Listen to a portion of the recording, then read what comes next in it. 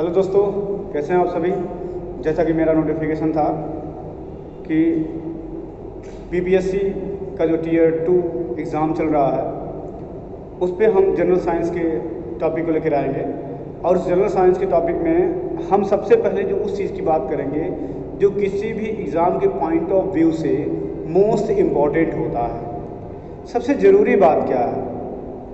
सबसे ज़रूरी बात यह है कि इस पर्टिकुलर एग्ज़ाम में, कोई भी एग्ज़ाम हो, एसएससी का हो, बैंक का हो, किसी भी टीचर के एग्ज़ाम क्यों ना हो, इट मीन्स कि किसी भी एग्ज़ाम को आप पकड़ लीजिए तो उस एग्ज़ाम में बायोलॉजी सब्जेक्ट से, जिसको हम जीव विज्ञान कहते हैं, उस जीव विज्ञान के कुछ ऐसे टॉपिक होते हैं, उस टॉपिक से मैक्सिमम क्वेश्चन पूछे जाते हैं। जो पैटर्न पिछले 4 से 5-6 सालों में आया है कि किसी भी एग्ज़ाम में जो जनरल साइंस की बात हम करते हैं, उस जनरल साइंस में बायोलॉजी के पोर्शन से कम 4 से 5 क्वेश्चन तो आते ही आते हैं। अब इस जनरल साइंस में जो बायोलॉजी का पोर्शन है वो लगभग 35% को कैरी करता है। सेम उसी तरीके की बात आती है जैसे केमिस्ट्री हो गया, फिर फिजिक्स हो गया, लेकिन केमिस्ट्री और फिजिक्स को हम थोड़ा सा अलग रखते हैं। लेकिन बायोलॉजी का जो पैटर्न है एग्ज़ाम में आने का, वो पिछले 4 से 5 साल या 6 साल में बहुत तेज़ बढ़ा है। अब इसके बारे में जितने प्रतिभागी हैं जो एग्ज़ाम में बैठते हैं, उनको ये अच्छे से पता होगा कि कितना ज़्यादा बायोलॉजी से क्वेश्चंस पुट अप किए जाते हैं, अब कितने ज़्यादा क्वेश्चन आते हैं उस बायोलॉजी से, और टॉपिक क्या क्या होती है जिससे मैक्सिमम क्वेश्चन पूछे जाते हैं। तो जैसा कि बहुत लोग बायोलॉजी से पढ़ने वाले बच्चे होते हैं, बहुत लोग मैथ्स पढ़ने वाले बच्चे होते हैं, बहुत लोग आर्ट्स पढ़ने वाले बच्चे होते हैं। तो कॉमन सी बात है कि जब भी हम किसी भी एग्ज़ाम का प्रिपरेशन करते हैं तो जनरल साइंस की बात होती है। तो जनरल साइंस की बात होने का मतलब क्या है कि आप सभी को पता है कि किस तरीके से सारी चीज़ें एक साथ इंक्लूड कर ली जाती हैं, लेकिन उस इंक्लूडर में सबसे ज़्यादा महत्व जिसको दिया जाता है होता है जीव विज्ञान। अब जीव विज्ञान की जो बेसिक चीज़ें होती हैं कि आखिर ये इसके क्वेश्चन कहाँ से आते हैं और किस टाइप के क्वेश्चन होते हैं, इसको भी आपको समझना चाहिए। तो जैसा कि हम सभी जानते ही हैं कि बायोलॉजी विज्ञान की वह शाखा है जिसमें जीव जंतु और या पेड़ पौधे के बारे में अध्ययन किया जाता है, ये सभी जानते हैं। अब जीव जंतु या पेड़ पौधों से संबंधित जितने भी क्वेश्चन बनते हैं जनरल साइंस में, वो क्वेश्चन बनाता है। अब जो क्वेश्चन बनता है वो कैसा हो सकता है, इसके उदाहरण के रूप में आप ले सकते हैं जैसे कि भोजन का सर्वप्रथम सबसे पहले पाचन कहाँ से शुरू होता है। अब ये जो क्वेश्चन हम आपको बता रहे हैं, ये क्वेश्चन बहुत ही जनरल है, लेकिन होता है कि आप पढ़ते पढ़ते इस चीज़ को इग्नोर कर जाते हैं कि ये क्वेश्चन कहाँ पूछता है।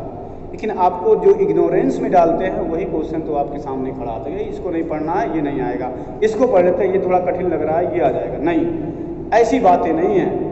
जिसको हम इग्नोरेंस करने का प्रयास करते हैं, जिसको हम थोड़ा सा अवॉइड करने का प्रयास करते हैं, वैसे ही टाइप के क्वेश्चन इसमें बनते हैं। जैसे कि मैंने आपसे पूछा कि भोजन का सर्वप्रथम पाचन कहाँ से शुरू होता है। अब यदि आप साइंस पढ़ने वाले भी स्टूडेंट हैं या फिर अदर सब्जेक्ट पढ़ने वाले स्टूडेंट हैं तो थोड़ा सा डाउटेबल हो जाता है। मतलब साइंस वाले को क्लियर है, लेकिन जो अदर सब्जेक्ट पढ़ने वाले स्टूडेंट होते हैं उनके लिए थोड़ा सा डाउटेबल हो जाता है। तो जैसा कि मैंने आपको बताया कि पाचन की शुरुआत कहाँ से होती है। पाचन की शुरुआत कहाँ से होती है। अब आपको समझना क्या है, यही चीज़ देखना है। ठीक, पाचन की शुरुआत कहाँ से होती है। अब आपको क्लियर रहना चाहिए कि इसका आंसर क्या हो सकता है। ऑलमोस्ट बहुत से बच्चों को ये मालूम होगा कि इसका पाचन कहाँ से होता है। इसका पाचन शुरू होता है मुख से। ठीक, अब मुख से कैसे होता है, क्योंकि इसके बारे में हम डिटेल से आगे बताएंगे। मुख से कैसे होता है ये भी आपको समझना है। ठीक, जैसा कि आप जानते हैं कि रिक्वायरमेंट जो होती है हमारे बॉडी को, हमारे शरीर को, भोजन की जो रिक्वायरमेंट होती है, जो आवश्यकता होती है, वो क्या होती है। ठीक, आवश्यक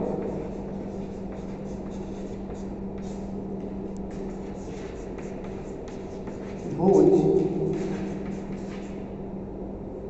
पदार्थ। आवश्यक भोज्य पदार्थ कौन कौन से होते हैं? होता है पहला कार्बोहाइड्रेट,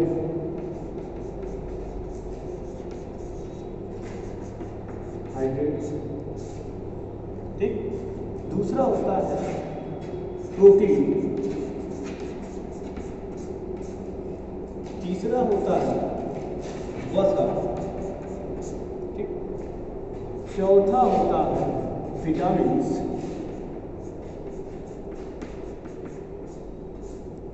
और पांचवा होता है खनिज।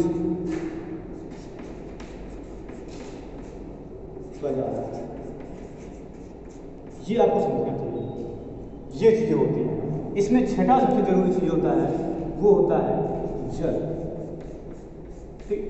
ये सबसे जरूरी चीज है, लेकिन ये तो हम तो पर डे अपने डेली रूटीन में यूज करते रहते हैं। लेकिन बात हम करते हैं कि जो हम आप में हमारे शरीर की जो सबसे मूलभूत जरूरत होती है वो होती है कार्बोहाइड्रेट, प्रोटीन, वसा, ठीक, विटामिन्स और खाद्य पदार्थ, ठीक है। अब आप जानते ही हैं कि हम जैसा कि मैंने कहा कि पाचन की शुरुआत कहाँ से होती है? मुख से होती है। अब मुख से होने का मतलब क्या है कि हम इसके बारे में डिटेल से बताएंगे कि ये थोड़ा सा मेरा क्वेश्चन आपको पुटअप करने का वो मेथड था कि आप कैसे इसको समझते हैं ये चीज़ों को, तो आपको समझ में आना चाहिए। अब क्या है कि रिक्वायरमेंट की जब हम बात करें आवश्यकता क्या क्या होती है, कार्बोहाइड्रेट है, प्रोटीन है और वसा है, ठीक। ये जब हम आगे आपको बताएंगे कि जब हम पाचन तंत्र की शुरुआत करेंगे पढ़ाना आपको, तो उसमें हम आपको बताएंगे कि आखिर इनको और कहाँ से ये क्वेश्चन पूछा जाता है। कुछ क्वेश्चन ऐसे आते हैं कि जैसे कि आपके बॉडी के जो आवश्यक भोज्य पदार्थ हैं वो दो तरह के होते हैं। आवश्यक भोज्य पदार्थ दो तरह के होते हैं। अब ये दो तरह के कौन कौन से होते हैं ये भी आपको समझना है, कौन कौन से ऐसे होते हैं। तो एक होता है जिसको आप माइक्रो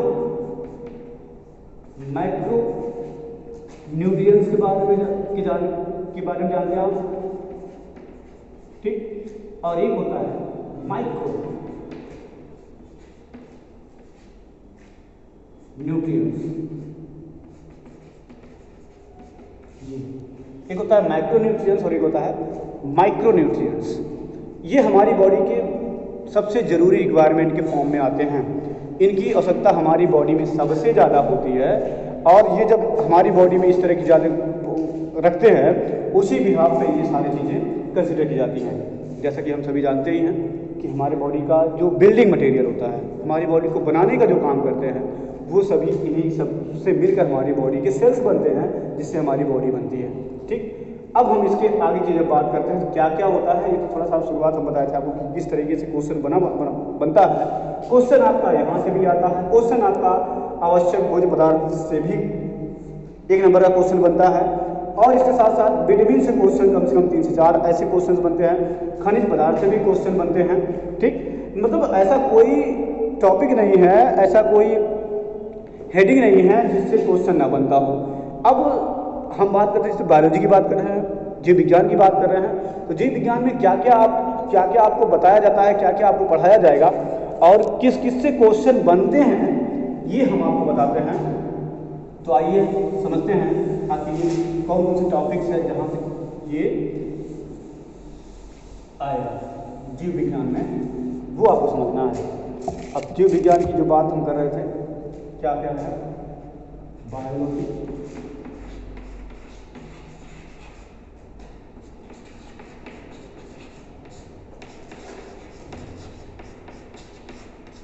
जीव विज्ञान, ठीक।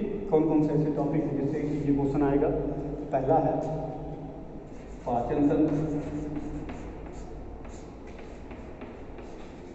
ठीक। दूसरा है श्वसन तंत्र, तीसरा है वो है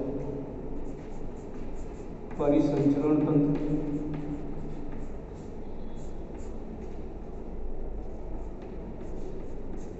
चौथा है उत्सर्जन तंत्र, छठा है, पांचवा है आपका उत्सर्जन तंत्र के साथ साथ पांचवा है आपका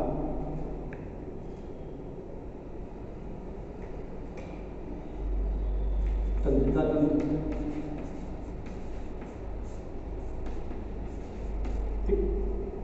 छठा आपका है मांसपेशी, ठीक। सातवां है आपका जिससे पोषण बनता है, वो आ जाता है आपका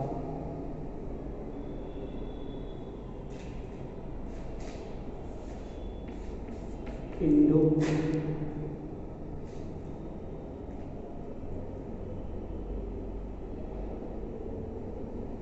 पांचवा जो आपका होता है वो होता है, सातवां जो आपका होता है, ये समझना आपको,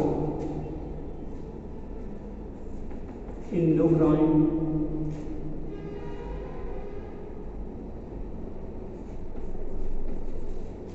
इंडोक्राइन और एक्सोक्राइन, इससे क्वेश्चन आपका बनता है, ठीक। आठवां जो आपका आता है वो क्या है,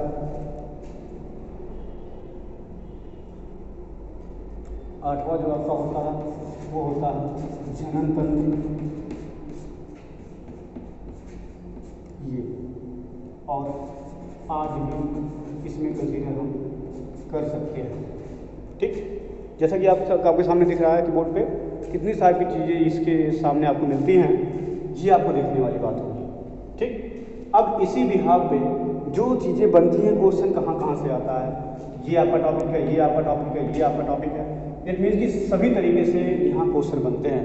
यदि आपको इसको बहुत ही अच्छे तरीके से समझ लिया, पढ़ लिया, तो ये कभी आपको भूलेगा नहीं। क्योंकि लोगों को लगता है और स्टूडेंट को लगता है कि कैसे इसको कैसे पढ़ा जाएगा, स्ट्रक्चर बेस है या इसमें स्ट्रक्चर बनते हैं, लेकिन ये बहुत ही दिक्कत करता है। लेकिन नहीं, दिक्कत नहीं करता। बायोलॉजी एक ऐसा लैंग्वेज है, एक ऐसा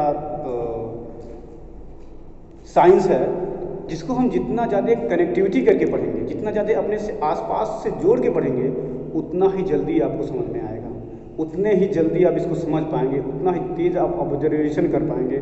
और ऐसा भी नहीं है कि ये कुछ अलग है, कुछ अलग नहीं है, बस तरीका आपको होना चाहिए कि किस तरीके से इसको पढ़ा जाए जो हमेशा याद रहे।